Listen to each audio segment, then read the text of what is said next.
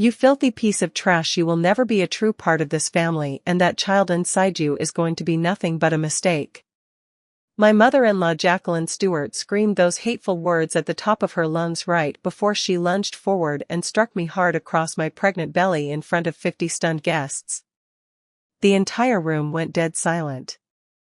I slowly picked myself up from the hardwood floor, smoothed down my dress, and took a deep breath. With a calmness that surprised even me, I reached into my clutch and pulled out a thick white envelope. I handed it to her without saying a word. When she opened it and saw what was inside, all the color drained from her face, leaving her looking like a ghost. A second later, she collapsed to the floor in a dead faint. But to understand how we reached this boiling point, to understand why a wealthy socialite would assault her pregnant daughter-in-law and why a single envelope could take her down, we have to go back 3 years to when my life was completely different. My name is Jennifer Adams. I am 32 years old and I work as a senior accountant for a large construction firm here in Chicago. My life has always been defined by simplicity and honesty. I grew up in a home where intellect was valued far above material wealth. My parents are both tenured professors at the University of Chicago. My father, Lincoln Adams, teaches advanced mathematics, and my mother, Caroline, is a professor of philosophy. Welcome to my channel, by the way. I share new stories from real life every single day. If you enjoy this kind of storytelling, please subscribe and hit the like button, it really helps me out. Now, let's get back to the story, which I promise will keep you on the edge of your seat until the very end. Growing up, we lived in a comfortable but modest 3-bedroom apartment in Hyde Park, where bookshelves lined every wall and were worth more to us than expensive cars or jewelry. Our family dinners were spent debating literary themes or scientific theories rather than discussing the stock market or country clubs. I never dreamed of being rich. All I ever wanted was a partner I could talk to about anything, someone who shared my values and wanted to build a strong, loving family. I thought I had found that person. Jackson Stewart came into my life when I least expected it. We met at a modern art exhibition downtown that I was attending with a girlfriend. He was standing in front of a chaotic abstract painting, debating the artist's use of color with such passion that I couldn't help but eavesdrop. We ended up talking at a nearby coffee shop for hours after the gallery closed. Jackson was an architect at a prestigious firm. He was brilliant, well-read, and had a dry, sarcastic sense of humor that made me laugh until my sides hurt. We dated for almost a year before he really opened up about his mother. He had mentioned her in passing, but I always noticed a strange tightness in his jaw whenever the topic of his family came up. One evening, as we were walking along the path by Lake Michigan, he finally dropped a hint. He told me that his mother was not an easy person. He said she was incredibly demanding and had very specific, rigid ideas about how life should be lived and who was worthy of her time. I didn't think much of it back then. I assumed he just meant she was a strict, principled woman. I had no idea how wrong I was. My first meeting with my future mother-in-law took place at her home. Actually, calling it a home is an understatement. It was a villa. She lived in a massive, gated estate in one of the most exclusive suburbs north of the city. As we drove up the winding driveway, past perfectly manicured hedges and a massive stone fountain in the front yard, I felt a knot form in my stomach. I was overwhelmed by the sheer scale of it. Jackson had never mentioned that his family was this wealthy. Jacqueline Stewart received us in a living room that felt more like a museum exhibit than a place where people actually lived. There were crystal chandeliers, antique furniture that looked too fragile to sit on, and oil paintings in heavy gold frames. Jacqueline herself was a tall, imposing woman in her 50s, with not a hair out of place. She wore a tailored designer suit and looked at me with eyes that were as cold and gray as a winter sky. She looked me up and down as if she were inspecting a piece of discount fruit at the market. When she spoke, her voice was smooth but laced with an icy undertone that made my skin crawl. She said my name like it was something unpleasant to taste. I extended my hand to greet her, but she barely brushed my fingers with hers before pulling away as if she feared infection. Dinner was an interrogation. She asked where I went to college, and when I named a state university rather than an Ivy League school, she frowned. She asked about my parents, and when I said they were professors, she looked unimpressed. She asked where we lived, and upon hearing about my normal apartment, her lips pressed into a thin, disappointed line. When Jackson left the room to take a business call, she turned to me with a predatory smile. She told me point blank that her son could have had anyone. She said he had a brilliant education and a promising career, and that she always envisioned him with a young woman from their own social circle. I felt like I had been punched in the gut, but I tried to stay calm. I told her that I loved her son and hoped we could find common ground. She just laughed a cold, humorless laugh and said that love was fine, but a family legacy required much more than that. On the drive home, Jackson apologized profusely. He said she was just set in her ways and needed time to adjust. I wanted to believe him. I wanted to believe that if I was just kind and patient, she would warm up to me. But as the months went by, Jacqueline's attitude only grew worse. Every encounter was a torture session. She constantly compared me to Madeline Phillips, the daughter of one of her oldest friends who owned a chain of luxury jewelry stores. Madeline was Jacqueline's idea of the perfect daughter-in-law. She came from old money, had studied in Paris, and looked like a model. At family dinners, Jacqueline would gush about Madeline's recent trips to Europe or her new business ventures, completely ignoring me. She would turn to Jackson and ask if he could imagine how successful a power couple he and Madeline would make. It was humiliating. Jackson would try to change the subject, but his mother was relentless. If we ran into Madeline at events, Jacqueline would put on a performance, praising Madeline's elegance while making subtle digs at my job as an accountant, as if earning a living was something to be ashamed of. I eventually learned that Jacqueline owned a chain of high-end medical spas and cosmetic clinics in the city's most expensive districts. The business was incredibly lucrative, and she wore her status like armor. She was on the board of several charities, mostly so her picture would appear in the society pages of the local luxury lifestyle magazines. Despite her efforts to drive a wedge between us, Jackson proposed to me a year and a half later. We were on the rooftop of his office building, watching the sun set over the Chicago skyline, when he got down on one knee. He told me that I was kind, real, and the only person who made him feel like himself. I said yes without hesitation because I loved him, and I naively thought our love could withstand his mother. When we told Jacqueline, her face twisted in disgust for a split second before she masked it with a fake smile. She dragged Jackson into her study for an hour. I could hear raised voices through the heavy oak door. When he came out, he was pale. He told me she thought it was too soon, but he had stood his ground. The wedding planning, however, turned into a nightmare. She sabotaged everything. We wanted a small, intimate ceremony, she demanded a gala. We booked a charming venue, she pulled strings to cancel our reservation the day before, forcing us to scramble. She even hired her own photographer who somehow managed to crop me out of half the wedding photos or catch me at unflattering angles. On the day of the wedding, she wore a black dress, as if she were attending a funeral. She sat with a stone face all night, refusing to give a toast. For the first few months of our marriage, we lived in my one-bedroom apartment. Jackson wanted to rent a luxury condo, but I insisted we save for a down payment on a house. We were both working hard, saving money, and dreaming of our future. Jacqueline called our home a shoebox. She would drop by unannounced, criticizing everything from our furniture to my cooking. One day, I caught her in our bedroom going through my closet, inspecting the labels on my clothes with a sneer. When I confronted her, she just said she wanted to see the squalor her son was being forced to live in. Then, we found out I was pregnant. Jackson and I were over the moon. He became so protective and sweet, buying every parenting book he could find. I thought this news might finally melt Jacqueline's heart. It was her grandchild, after all. I was wrong. When we told her, she looked at me with pure venom. She asked Jackson if he knew what he was doing, bringing a child into that tiny apartment with our mediocre salaries. She spoke about our lives as if we were destitute, simply because we weren't multimillionaires. She said she refused to let her grandchild grow up in poverty.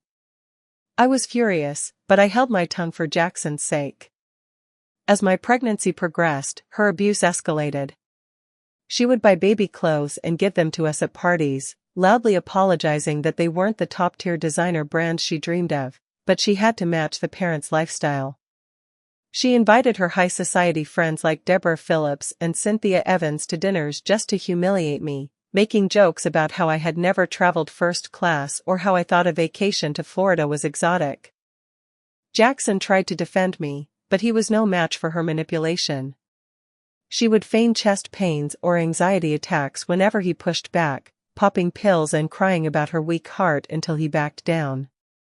He would beg me to just endure it, saying she was just struggling to let go.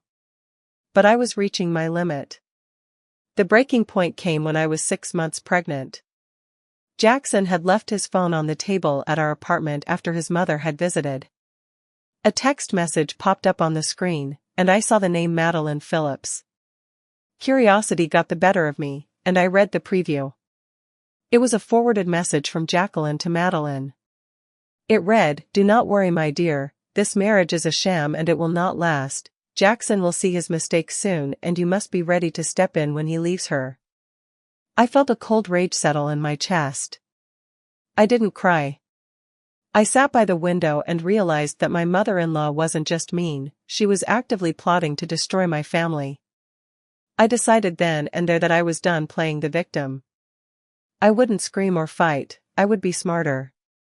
I would use the one thing she underestimated, my brain. A week later, during a mandatory Sunday dinner at her estate, I excused myself to use the restroom. As I walked past Jacqueline's home office, I noticed the door was slightly ajar. It was usually locked tight. I didn't plan on doing anything, but something pulled me toward that room. On her massive mahogany desk lay an open leather binder and a laptop. I stepped inside, my heart pounding. I glanced at the documents. It was a financial ledger for one of her main clinics. The accountant in me took over automatically. I scanned the rows of numbers, and my pulse quickened. The revenue figures reported on the tax documents next to the ledger did not match the actual income recorded in the internal logs. The difference was massive. I had been auditing construction firms for 10 years, I knew what a second set of books looked like. She was skimming millions and hiding it to evade federal taxes. This wasn't just a mistake, it was systemic fraud. I pulled out my phone and started snapping clear, high-resolution photos of every page I could turn. My hands were shaking, and I felt like my heart was going to beat right out of my chest. The silence of the house felt heavy, and every creak of the floorboards sounded like a gunshot. I managed to photograph the most incriminating evidence, close the binder, and slip out of the room just seconds before I heard footsteps in the hallway. I returned to the table, pale but composed. For the next few weeks, I worked in secret. I studied tax law and met with an old friend of my father, a shark of a tax attorney who specialized in white-collar crime. When I showed him the photos, he let out a low whistle.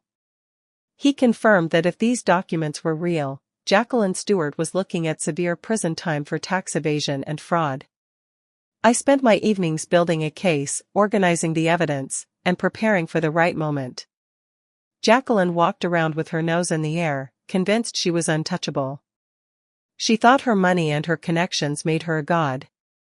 She thought I was just a stupid, simple girl from a small apartment. She didn't realize that while she was busy insulting me, I was busy preparing to take everything away from her. She had no evidence against me, but I had everything I needed to destroy her. Jackson Stewart had no idea what was coming. I simply could not bring myself to tell him. Despite her cruelty and her endless manipulations, he loved his mother with a blind and desperate loyalty that broke my heart to witness. It would have torn him apart to know what I was planning. But I had made a solemn vow to myself. If that woman dared to humiliate me one more time, I would use every piece of ammunition I had gathered. I would burn her world to the ground to protect mine. It was the 7th month of my pregnancy when the invitation arrived. Jacqueline Stewart was hosting a grand reception at her estate. She claimed it was a charity gala, a night for the most influential people in the state to open their checkbooks for a good cause. She insisted that the entire family be present to present a united front. I did not want to go. I felt heavy and perpetually exhausted. My belly was large and tight, and my feet were swollen and aching, but Jackson pleaded with me.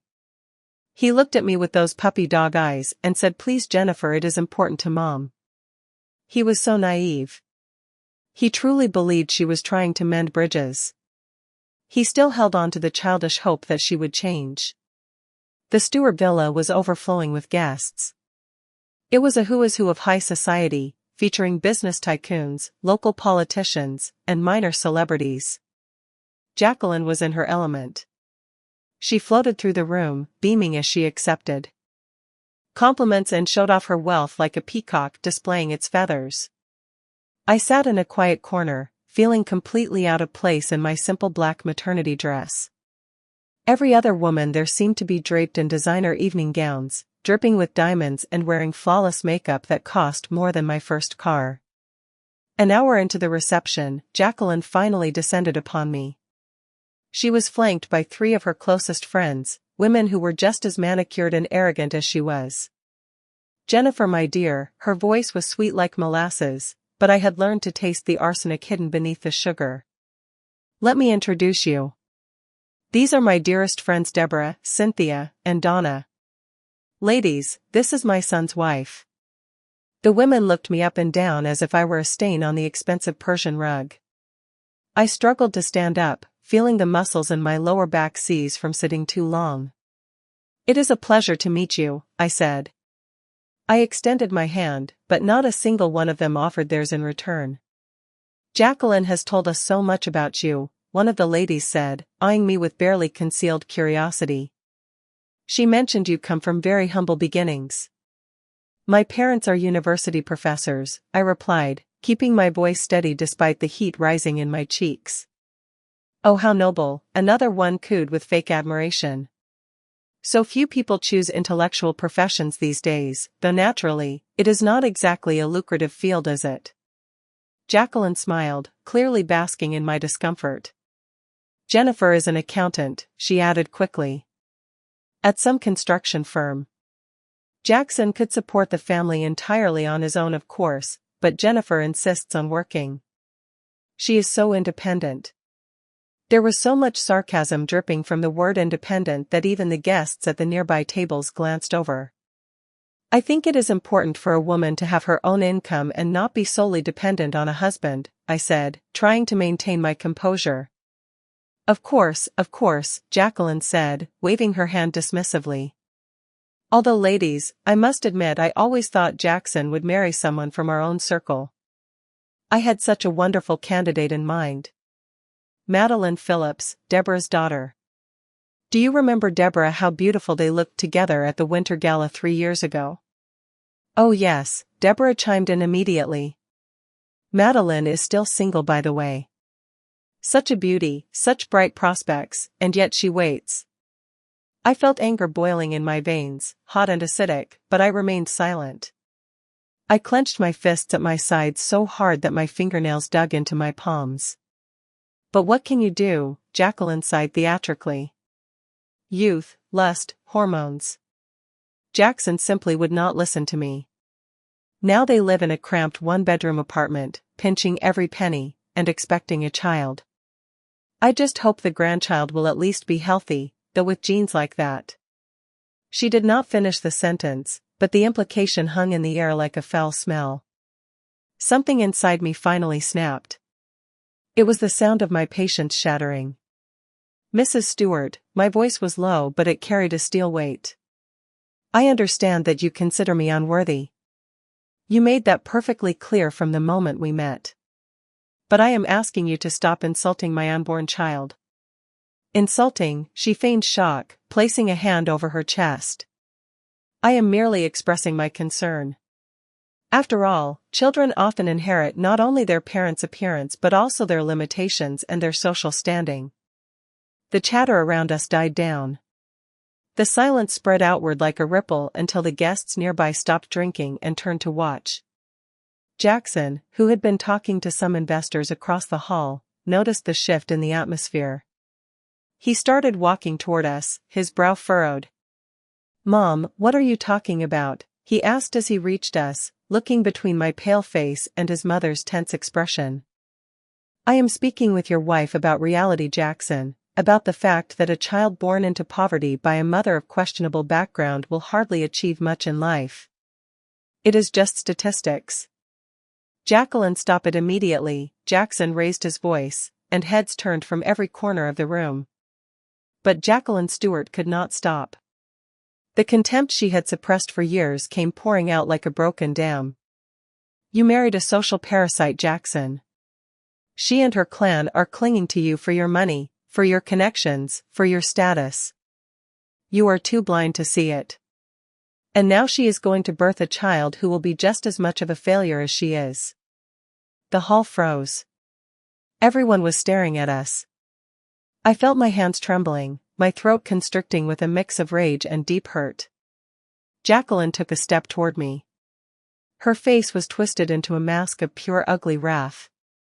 "You filth, you will never be part of this family and your child will be nothing." She pulled her arm back and before anyone could react, she struck me. It wasn't a slap to the face. She swung her fist and hit me directly in the stomach. A sharp, piercing pain shot through me. I gasped, doubling over, clutching my belly as I sank to the floor. A collective gasp echoed through the room.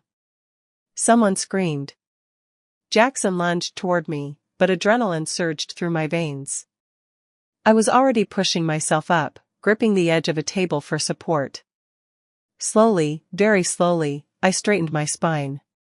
I looked at my mother-in-law. She was standing there, breathing heavily, her face flushed with adrenaline. And then, with a calm that terrified even me, I reached into the hidden pocket of my dress and pulled out the envelope. It was the envelope I had been carrying for 2 weeks, waiting for the right moment. I handed it to Jacqueline Stewart. "This is for you." My voice was cold and hollow. "I think the content will interest you." She snatched the envelope from my hand, tore it open, and pulled out the documents. As she began to read, I watched the color drain from her face. Her eyes went wide, and the hands holding the papers began to shake violently. They were copies of official Internal Revenue Service notifications regarding a full audit of her studios. Copies of the report filed with the district attorney regarding suspicion of tax evasion in the first degree. And copies of the photos I had taken of the doctored ledgers in her private study. Jacqueline looked up at me. In her eyes, I saw shock, horror, and for the first time, fear. "You," she whispered. "How dare you?" But she never finished the thought. She swayed on her feet, the documents slipping from her fingers and scattering across the polished floor like autumn leaves. Her eyes rolled back, and she collapsed in a dead faint. Panic erupted in the hall.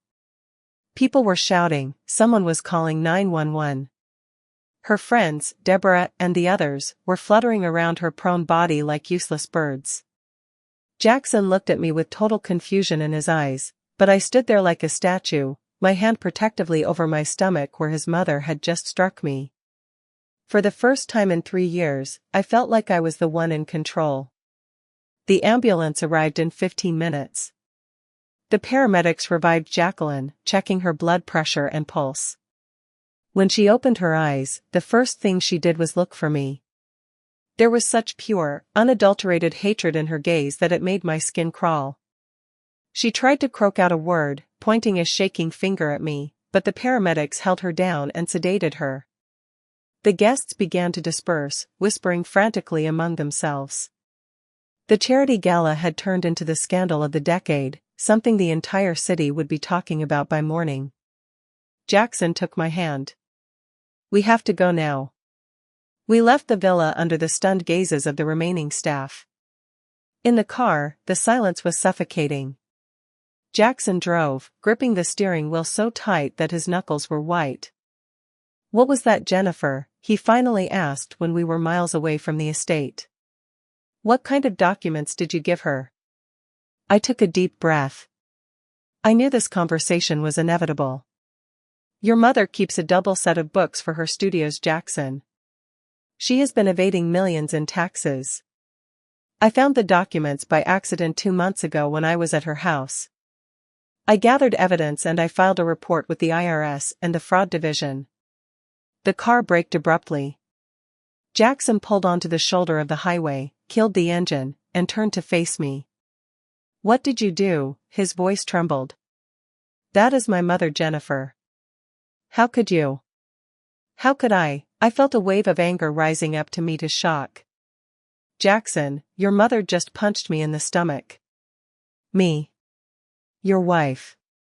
Who is 7 months pregnant? She called me a parasite in front of 50 people. She said our child would be a genetic failure. And you were asking me how I could go to the authorities." "But filing a report," Jackson stammered. "Jennifer, that is a crime. She could go to prison."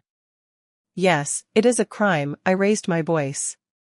"Her crime. She has been breaking the law for years, cheating the government, hiding money, and I simply provided the evidence to law enforcement.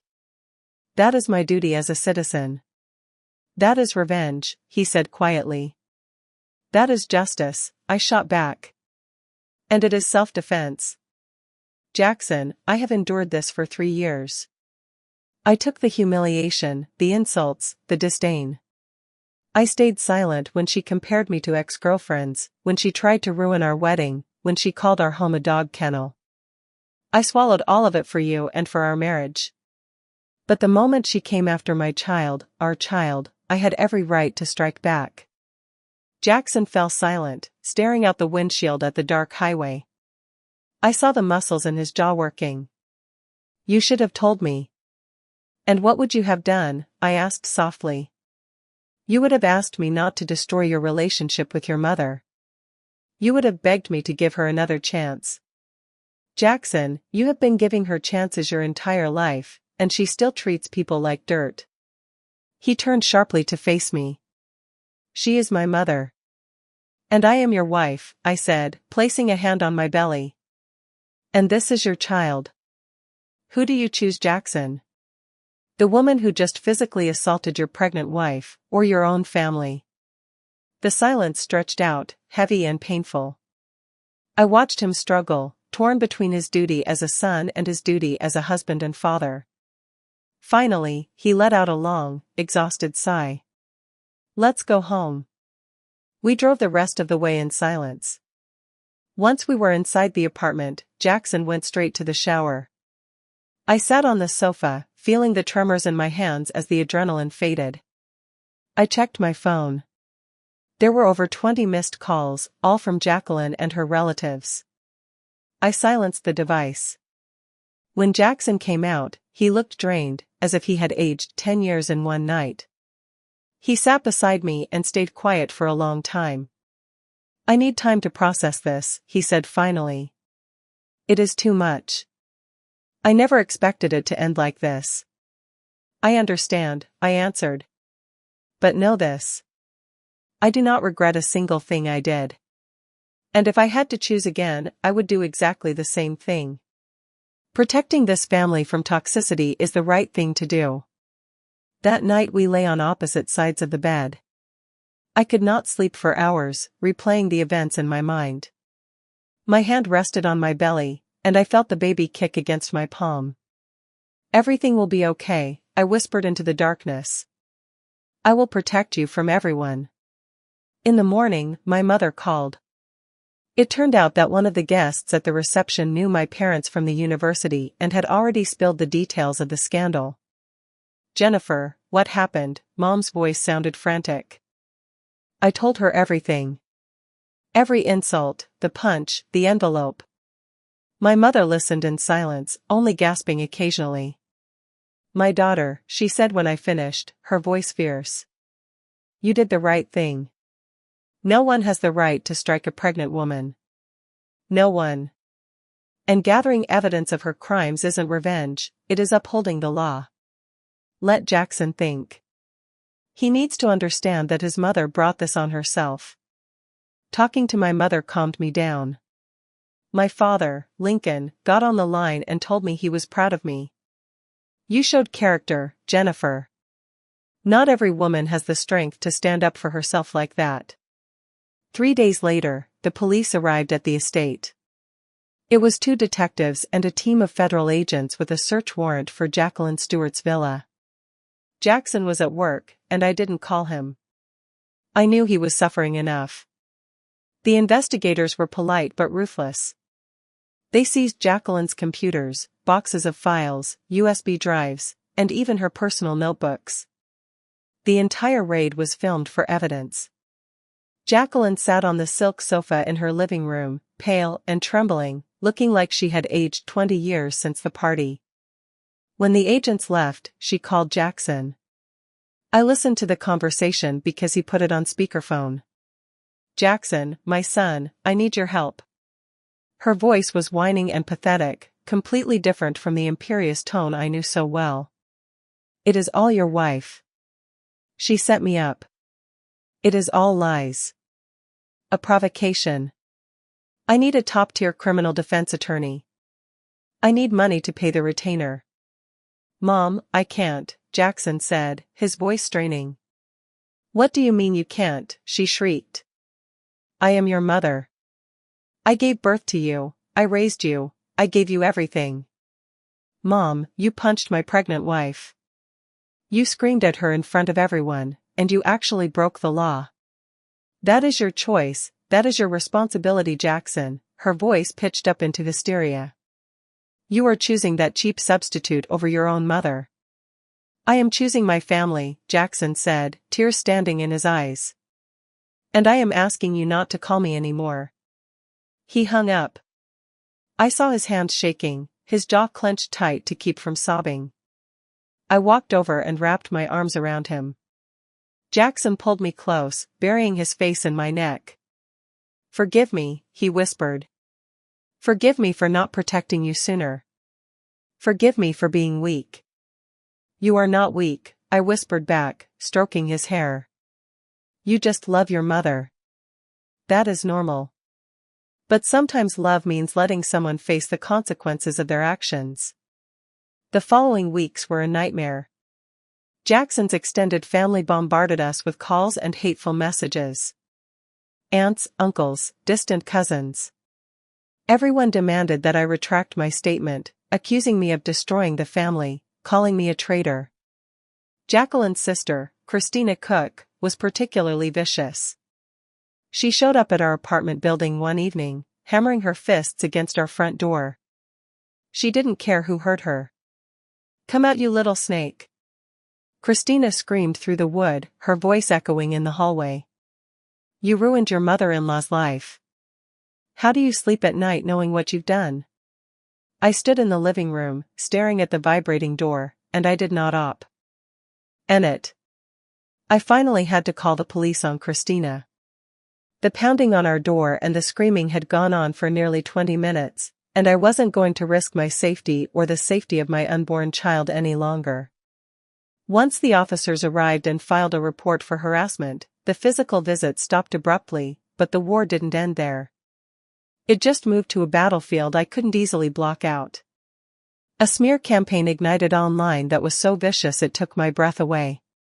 Someone from Jackson's extended family posted my photo on Facebook and Instagram with a caption that read, "This woman called the cops on her own grieving mother-in-law." The comments section turned into a cesspool. Strangers who knew nothing about us were calling me a gold digger, a snake, and cruel beyond measure. Of course, a few people defended me, but the sheer volume of hate was overwhelming. Jackson couldn't take it anymore. He deleted every social media account he had. I locked mine down to the highest privacy settings, effectively scrubbing my digital footprint. We retreated into our apartment like it was a bunker, trying to preserve a tiny island of peace in a sea of chaos. My health became my only priority. After Jacqueline had punched me in the stomach at the gala, I was consumed by a paralyzing fear that she had hurt the baby. I went to the obstetrician weekly, needing that reassurance. Every time the doctor put the wand on my belly and the room filled with the rhythmic whoosh-whoosh of the heartbeat, I would burst into tears. The doctor kept telling me that the baby was fine, developing perfectly on schedule, but her advice was always the same. You need rest, Jennifer. You have to avoid stress. It was ironic advice, considering my mother-in-law was the target of a massive federal investigation and I was the star witness. About a month after the raid on her mansion, Jacqueline Stewart was officially summoned for interrogation. She brought her high-priced legal team, but it didn't matter. The forensic accountants had done their job too well. It turned out Jacqueline's empire was built on quicksand. The fraud went deeper than just hiding a few receipts. She had been paying her salon staff under the table to avoid payroll taxes, keeping 2 sets of books, and using shell companies and straw men to hide real estate assets. The estimated damage to the IRS and state revenue services was over $25 million. This wasn't a mistake. This was a calculated, decades-long criminal enterprise. The judge slapped her with a travel ban immediately, seizing her passport to ensure she couldn't flee the country. They also froze her personal assets and bank accounts. In our city, news like that travels faster than light. Jacqueline had been a pillar of the local business community, a woman who sat on charity boards and hosted galas. Now, the newspapers were running headlines about the local beauty mogul's tax evasion scandal. The local news stations ran segments on it every night at 6. They didn't name her officially pending the trial, but everyone knew exactly who it was. The social fallout was brutal. The same society ladies who had sipped champagne at her house, the ones who had turned their noses up at me, suddenly treated Jacqueline like she was radioactive. It was hypocrisy at its finest.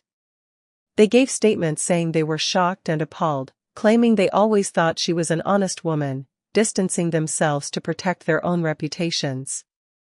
Desperation set in.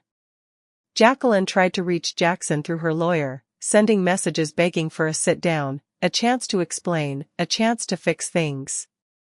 Jackson refused every single request. He had chosen his side, but I could see the toll it was taking on him.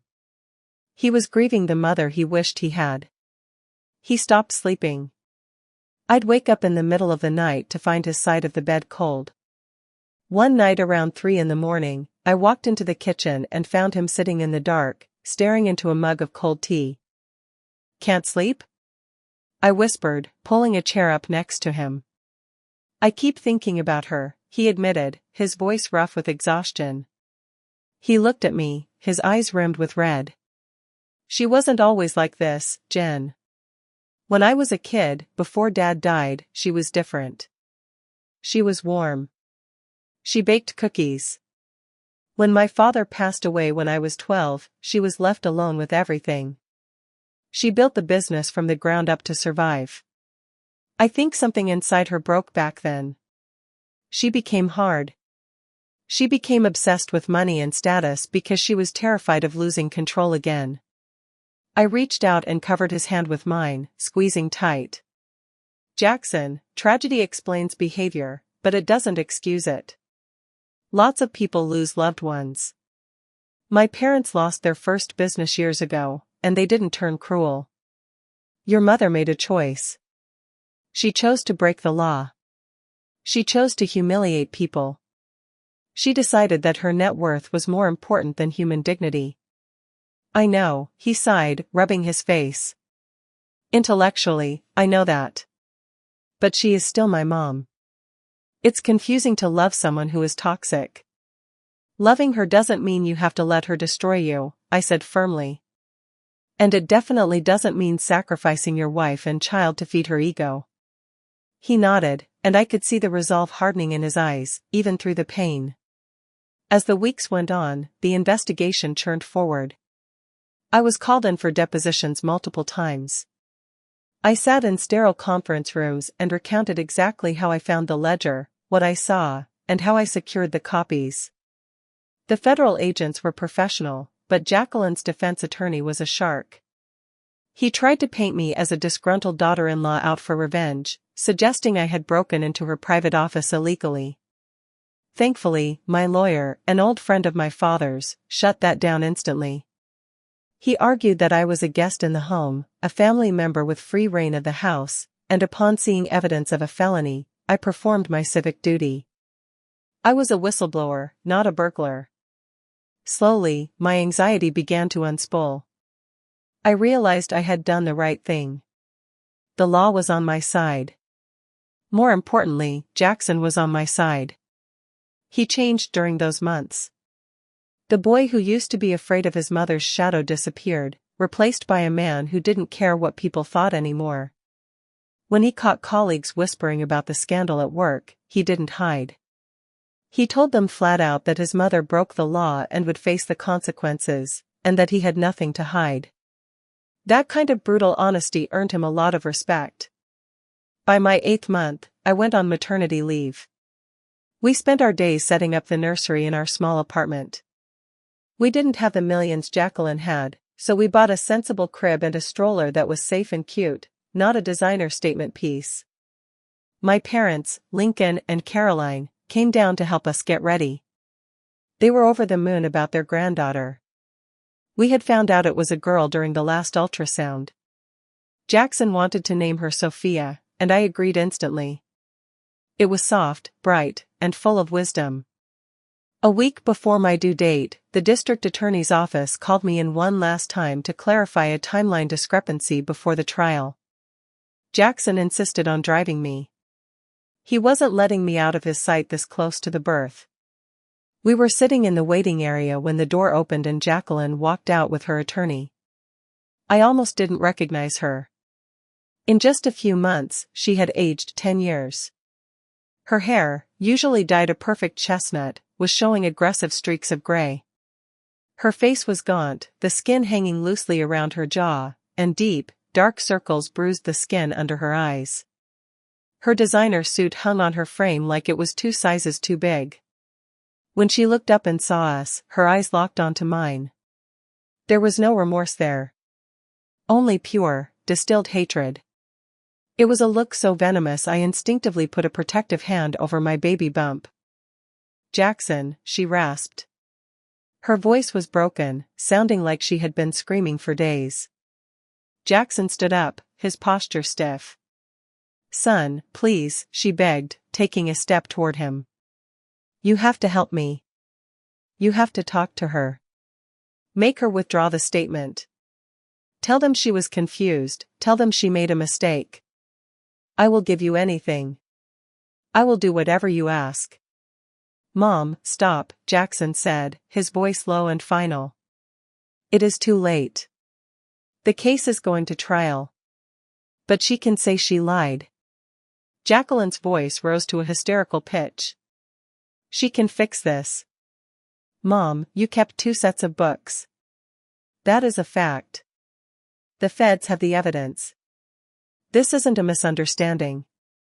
Jacqueline's face twisted. She tried to lunge past her lawyer toward me. "It's all because of her," she shrieked, pointing a shaking finger at my face. "That little piece of trash destroyed my life. I hope you regret this for the rest of your miserable life. Veronica, that is enough." Her lawyer snapped, grabbing her arm and physically restraining her. "You are only making this worse." Jackson stepped in front of me, using his body as a shield. "Get out of here, Mom. Now." The authority in his voice stunned her. She recoiled, looking at him like he was a stranger, before turning on her heel and storming toward the elevators. Her lawyer gave us an apologetic nod and chased after her. I let out a breath I didn't know I was holding, my hands trembling. "It's okay," Jackson whispered, wrapping his arm around my shoulders. "She can't hurt us anymore." The meeting went quickly, but the stress must have triggered something. 2 days later, well before my due date, I woke up with a sharp, twisting pain in my lower back. The contractions hit hard and fast. We rushed to the hospital, and Jackson was a rock. He held my hand through 8 hours of grueling labor, wiping sweat from my forehead and whispering encouragement when I thought I couldn't push anymore. When I finally heard that first, indignant cry, every ounce of pain vanished. "It's a girl," the nurse announced. 7 pounds, 8 ounces. 20 inches long. APGAR score of 9. She is perfect.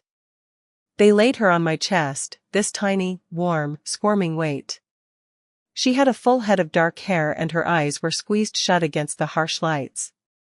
She was absolute perfection. "Sophia," I whispered. "Our little Sophia." Jackson was weeping openly, kissing my forehead, my cheeks, my hands. "Thank you," he kept saying. "Thank you, Jen." When my parents came into the delivery room, my mom burst into tears of joy. My dad, the stoic professor, couldn't take his eyes off his granddaughter. "She looks just like you did," my mom said softly.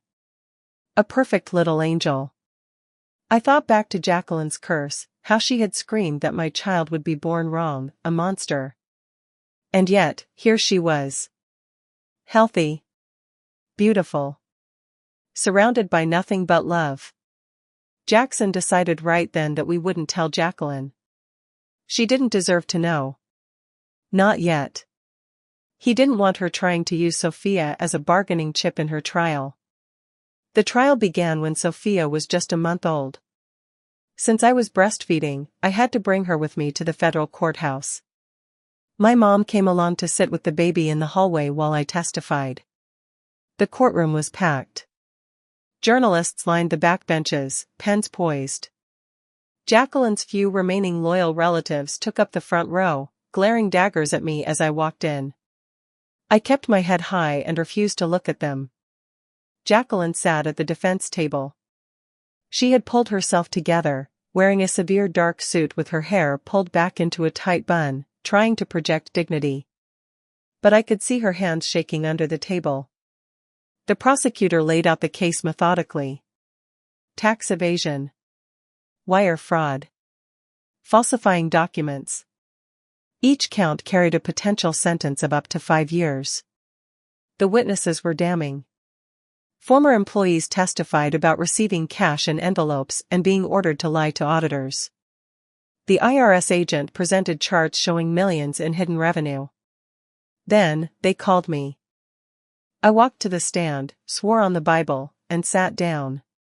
The prosecutor was gentle but direct. I explained everything, finding the ledger, the shock of the numbers, the consultation with my attorney. "Tell me, Mrs. Stewart," the prosecutor asked, pausing for effect. "What was your motivation for going to the authorities?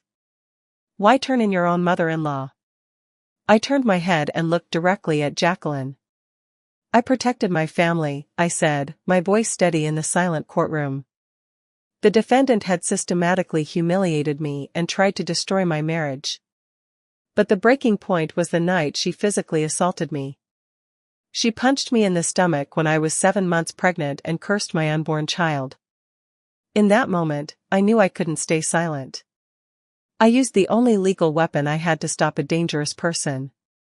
Objection. The defense attorney shot up. "The witness is justifying her actions with personal vendetta."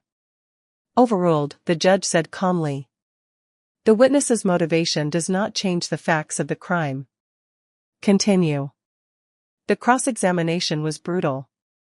The defense tried to trap me, asking if I regularly snooped in private offices.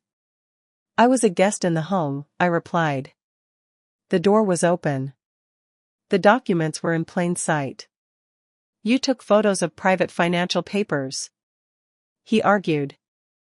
"I took photos of evidence of a felony," I countered. "As a citizen, I have a duty to report a crime, regardless of who commits it." I didn't break. Eventually, the judge dismissed me. I walked out into the hallway where my mom was rocking Sophia. The baby was sleeping peacefully, totally unaware of the battle being fought a few feet away. I picked her up, burying my nose in her soft hair. She was my reward. She was the reason I fought. The trial lasted 3 days. It was a slaughter. The evidence of $25 million in fraud was irrefutable. In the final phase, Jacqueline stood up to make a statement. She tried to salvage her pride. "I admit to making errors in management," she said, her voice trembling with suppressed rage.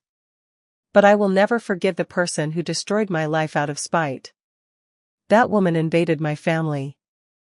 She bewitched my son. She ruined my name. She plays the hero, but she is a cold, calculating snake." The judge slammed his gavel down, the sound echoing like a gunshot. "Defendant, restrain yourself. Your personal family grievances are irrelevant to these charges. Sit down." Jacqueline collapsed into her chair, her lips pressed into a thin, white line. She looked small. She looked defeated. And for the first time in my life, I wasn't afraid of her at all. The judge retired to chambers for deliberation, leaving a heavy silence hanging over the packed courtroom. We waited for nearly 2 hours, every tick of the clock amplifying the tension in my chest. Jackson held my hand so tight. His knuckles were white. Finally the bailiff announced the judge's return and the entire room stood up. The verdict was delivered with a stoic finality that made my knees weak. The defendant Jacqueline Stewart was found guilty of wire fraud, tax evasion, and conspiracy in the first degree.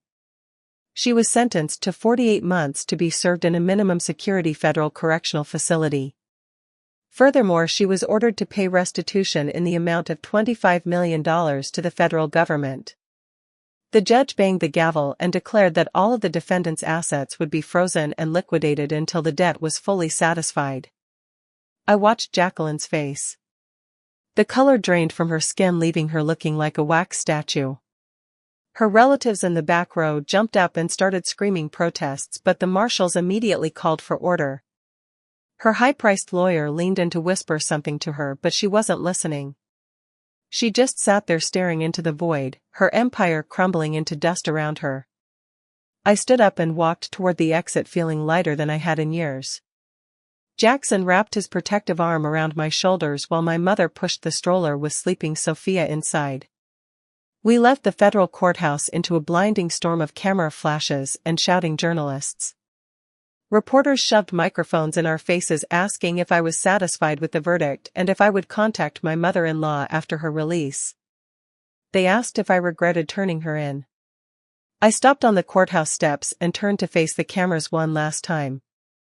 "Justice has been served," I said clearly into the bank of microphones. "I regret nothing." We kept walking without looking back, leaving the circus behind us. 6 months have passed since that day. Jacqueline was serving her sentence in a federal facility somewhere upstate. Jackson and I tried our best not to think about her, focusing instead on living our own lives and raising our daughter. Sophia was growing into a wonderful child, calm and always smiling with a curiosity that lit up every room. By 5 months old she was already rolling over, and by 6 months she could sit up with just a little support. The pediatrician told us her development was excellent with no delays whatsoever. Every time I looked at her healthy rosy face I remembered my mother-in-law's curse and I smiled.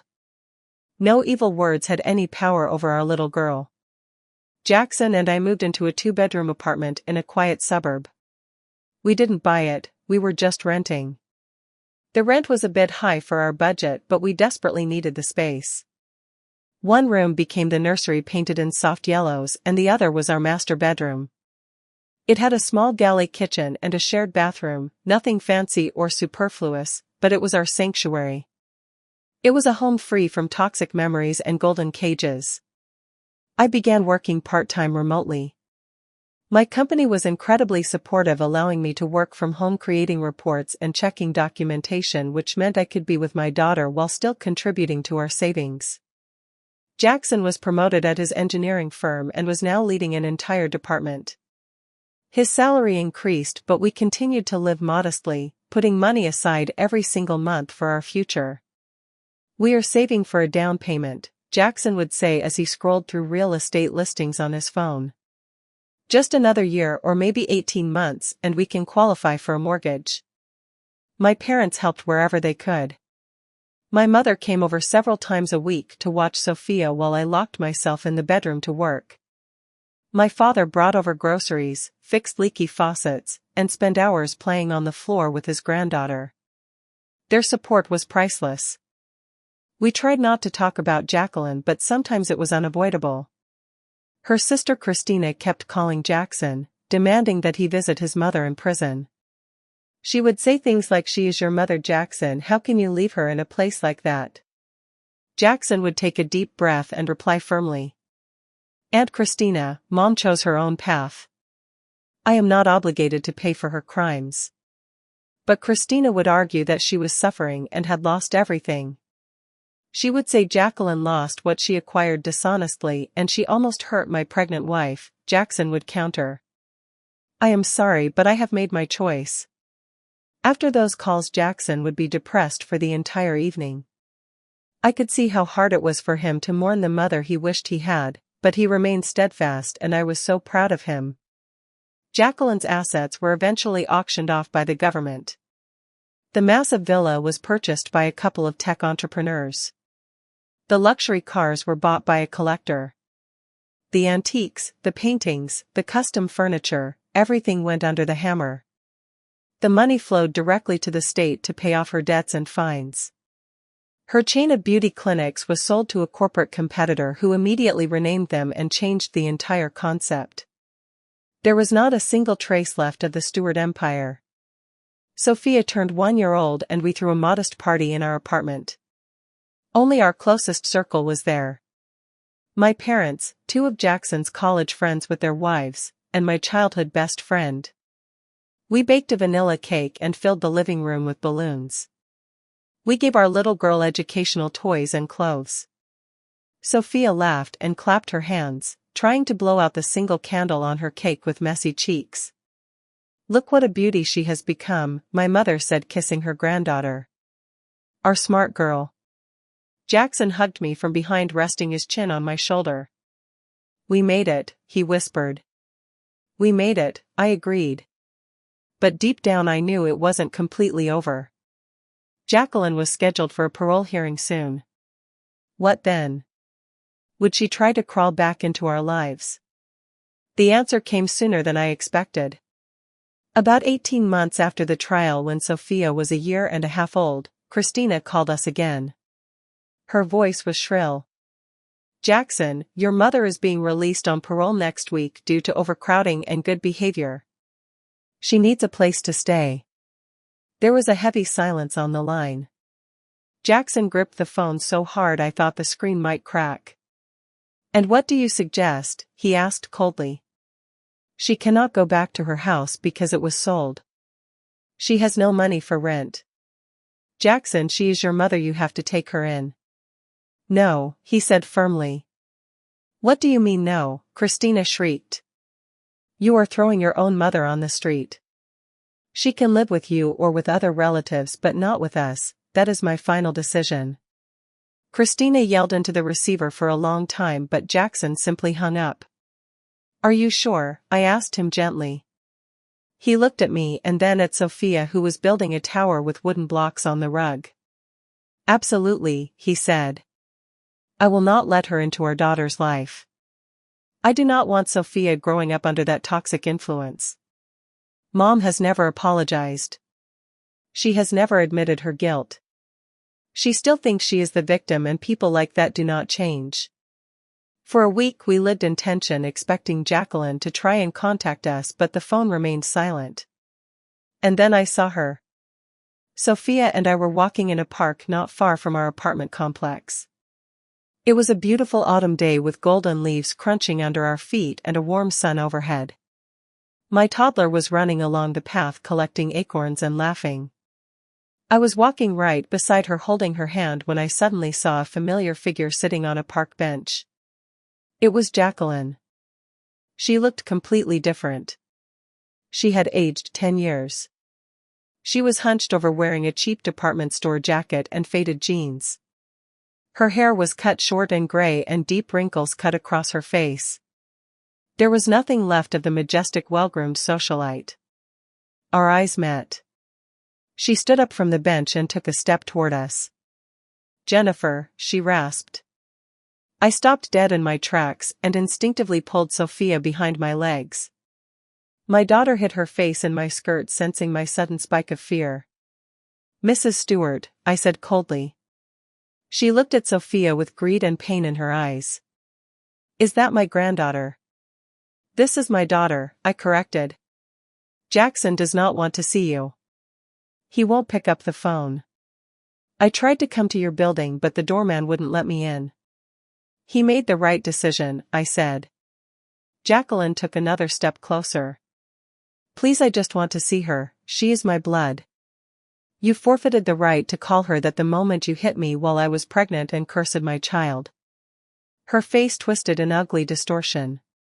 I was angry, she spat. I wasn't thinking. You were thinking, I shot back. You always think everything through. You wanted to cause me pain and you did. But now the consequences have caught up with you and that is justice. Justice, her voice rose to a hysterical pitch.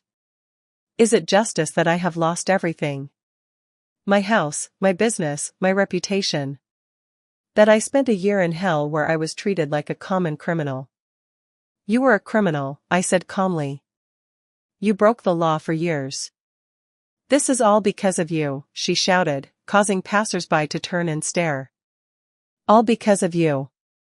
If it hadn't been for you, Jackson would have married a normal girl. He would have had a good life. Sophia was startled by the shouting and began to cry. I picked her up and pressed her against my chest. Mrs. Stewart, step away from us. Or what?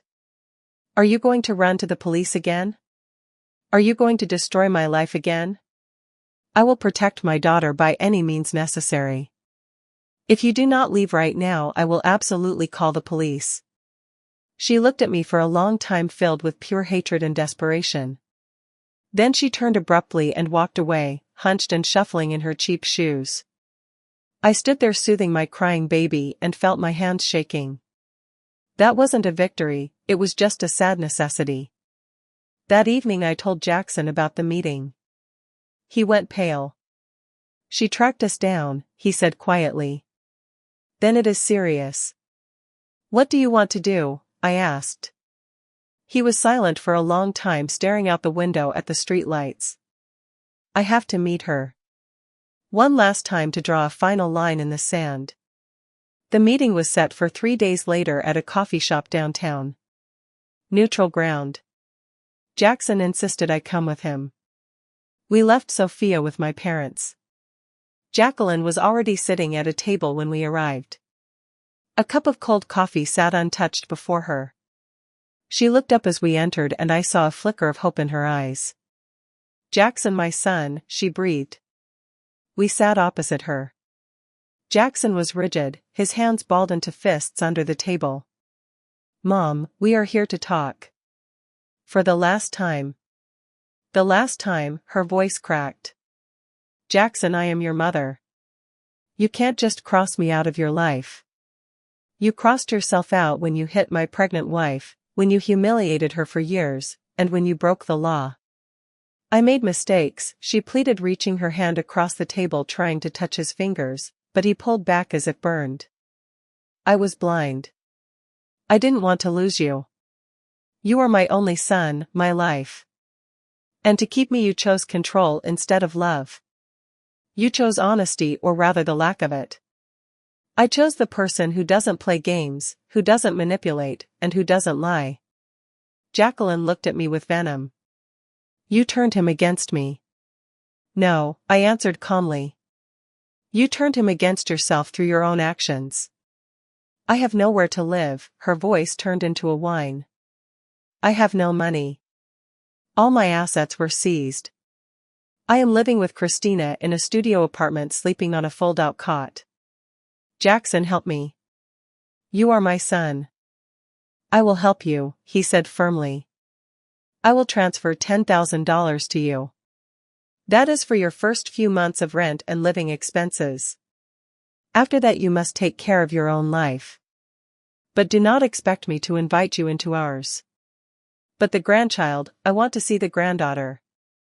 She is my blood. No. Jackson shook his head. Sophia will not know you. I do not want her to grow up under your influence. I do not want her to see how you treat her mother. I do not want you to poison her childhood with your complexes and manipulation. Jacqueline turned chalk white. You are depriving me of my grandchild. You deprived yourself of her the moment you punched my pregnant wife in the stomach and wished for my child to be a miscarriage. Do you remember those words, Mom? I remember them.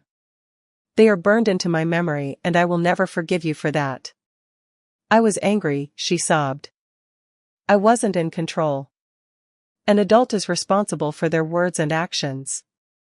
You were always a master of control. You tried to control my whole life, but now for the first time I have the control and I choose my family. I choose my wife and my daughter. You will remain in the past forever. Jacqueline covered her face with her hands. Her shoulders shook, but I felt no pity. She was weeping over the loss of control and the loss of power, not for the pain she had caused. Mom, I will transfer the $10,000 today. Jackson stood up. That is enough for a start. Find a job. Rebuild your life, but do it without us. Goodbye. He took my hand and we walked toward the exit. Jacqueline called out after us. Jackson, my son, please. But he didn't turn around. We stepped out onto the busy street and he hugged me tight. It's over. His voice was hoarse. I am free. We are free, I corrected him. He kissed my forehead. Thank you for being stronger than me, for protecting us both. Another year passed. Sophia had grown into a real little personality. She was talkative, funny, and curious. She loved picture books, painting with watercolors, and dancing to music on the radio. We enrolled her in a local preschool where she could interact with other kids. Jackson received another promotion to deputy director of his firm. The salary increase was significant. We kept saving, living simply, but we could finally see the light at the end of the tunnel. I returned to the office part-time while Sophia went to preschool in the mornings, which was good for her. She became more social and made her first little friends. My parents were overjoyed to watch their granddaughter grow. My father taught her to count to 10 and my mother read her bedtime stories. We met often on weekends and holidays, our small strong family unit. We heard nothing more from Jacqueline. Christina stopped calling after the meeting at the coffee shop. Sometimes I wondered how my mother-in-law was doing, but those were fleeting thoughts without regret. 6 months later we finally had enough saved for a down payment and began looking for a home. We looked at dozens of options. Either the neighborhood wasn't right, the layout was weird, or the price was just too high. And finally we found it. A 2-bedroom condo in a new development on the edge of the city. It wasn't elite or in the center, but it was bright, warm, and had great infrastructure nearby like schools and parks. We took out a mortgage. The interest rate was a bit high, but we knew we could manage it. We signed the contract and got the keys. The day we moved into that new apartment was one of the happiest of my life. I stood in the middle of the living room looking at the naked walls and the empty space and breathed in the smell of fresh paint and new beginnings. But it was ours and we had earned it honestly without owing a single soul a dime or a favor. Mom, look, this is our home, Sophia screamed with delight as she sprinted through the empty living room, her voice bouncing off the freshly primed walls in a happy echo that sounded like music to my ears. Yes, baby, it is our home, I whispered more to myself than to her. Jackson wrapped his arms around me from behind, resting his chin on my shoulder, and I could feel the tension that he had carried for years finally leaving his body. We did it, Jen, he murmured into my hair, we actually did it. We spent the next few months renovating the place ourselves, working late into the night and spending every weekend covered in dust and paint. We stripped wallpaper until our fingers ached and assembled flat-pack furniture until we were cross-eyed, but it was a good kind of tired, a satisfying exhaustion that comes from building your own future with your own 2 hands. My parents were incredible through it all. My dad Lincoln spent hours on his knees installing crown molding with meticulous care while my mom Caroline sat by the window sewing custom curtains because we refused to spend money on expensive blinds. We bought simple functional furniture, skipping the designer brands Jacqueline used to obsess over because all we cared about was comfort and the fact that we paid for it ourselves. 3 months later the smell of sawdust was gone, replaced by the scent of roasted chicken and fresh laundry.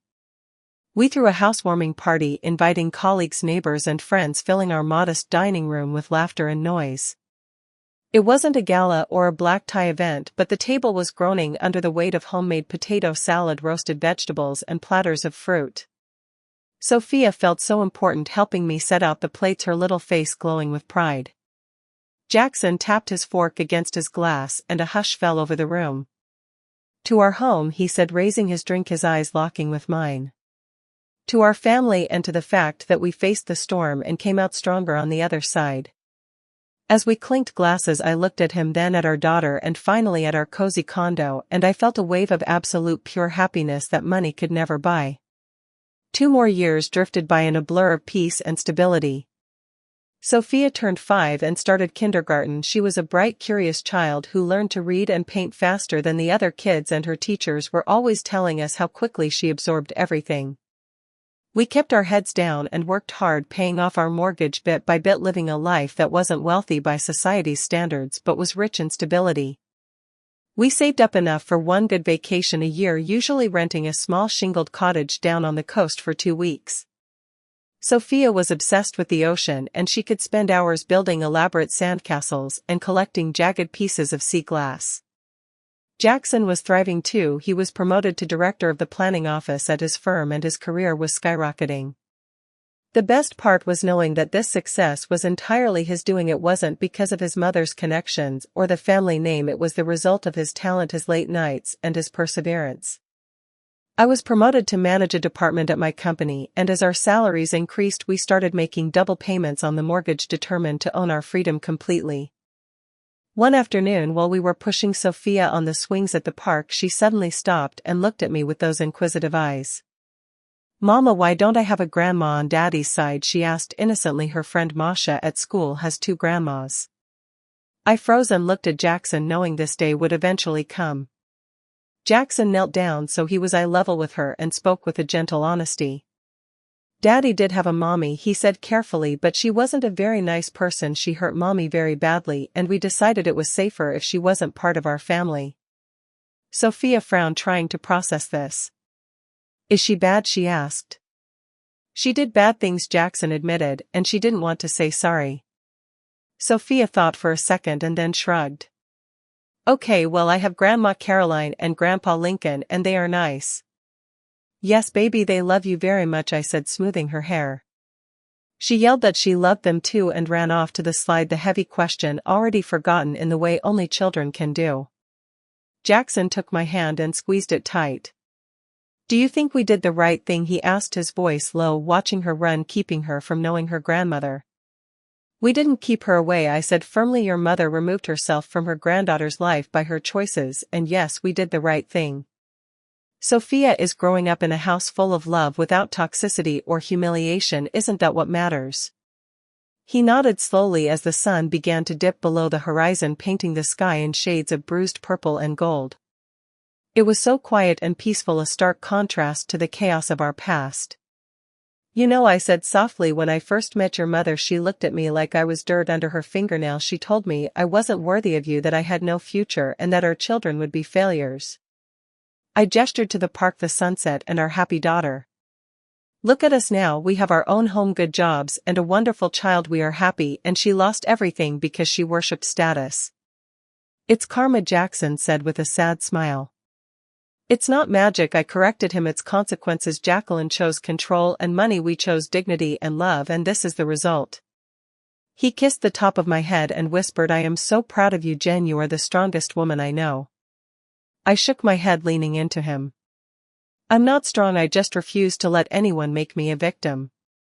That night, after tucking Sophia in, Jackson and I sat on our balcony wrapped in blankets, drinking tea and watching the city lights flicker on. We talked about the future, about getting Sophia a good education, not necessarily an elite one, just a solid one that would give her options. But more than that, Jackson said, staring into his mug, I want to teach her that character matters more than a bank account. We sat in companionable silence for a while before he spoke again, his voice barely a whisper. Sometimes I wonder what would have happened if you hadn't found those documents, if you hadn't gone to the police. Mom would have kept poisoning our lives, I would have been torn apart trying to please everyone, and Sophia would have grown up thinking screaming was normal. Do you regret what I did? I asked. No, he said, turning to me with intense eyes. I am grateful you were brave enough to break the cycle. I couldn't do it. I was terrified of her my whole life, but you saved us. Time continued to march on. Sophia grew into a competent, kind-hearted girl who loved math and literature. We paid off our mortgage 10 years early, celebrating by popping a bottle of champagne on the roof of our building under the stars. This is our castle, I laughed, tipsy on freedom. It's the best castle in the world, Jackson agreed.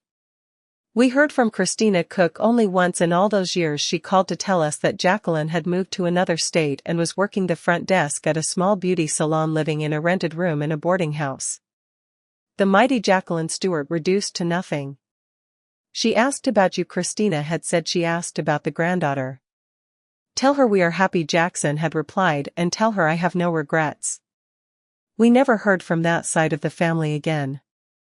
One evening when Sophia was a teenager, we were sitting around the dinner table eating meatloaf and laughing about something that happened at her school. It was such a mundane, ordinary American evening, but it hit me suddenly that this was what victory looked like.